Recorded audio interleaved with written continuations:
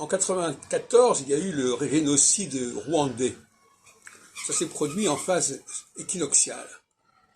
La phase équinoxiale est une phase qui fait éclater en quelque part le cadre national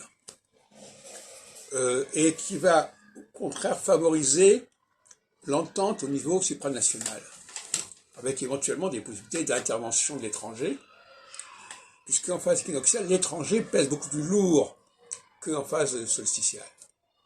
L'ingérence, les rapprochements, d'où la formule marxiste prolétaire de tous les pays, unissez-vous, ça veut dire qu'on va au-delà du national. Le problème, c'est que si en principe la gauche doit être supranationale et la droite nationale, il y a des mélanges syncrétiques entre les deux qui faussent les données.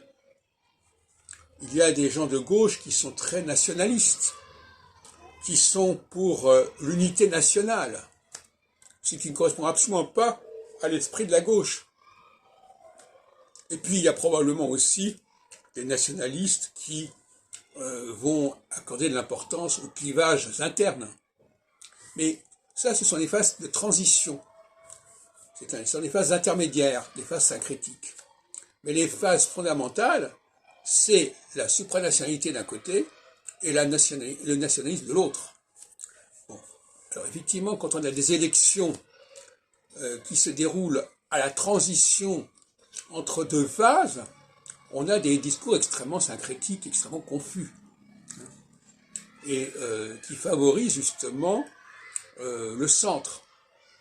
Macron, par exemple, correspond à un temps d'élection où les deux phases équinoxiale et solsticiale sont pas encore complètement installées et instaurées. Et donc, d'où un discours extrêmement ambivalent. Et il ne faut pas oublier, n'est-ce pas, cette dimension intermédiaire. Le centre, c'est ce qui est intermédiaire entre les deux phases.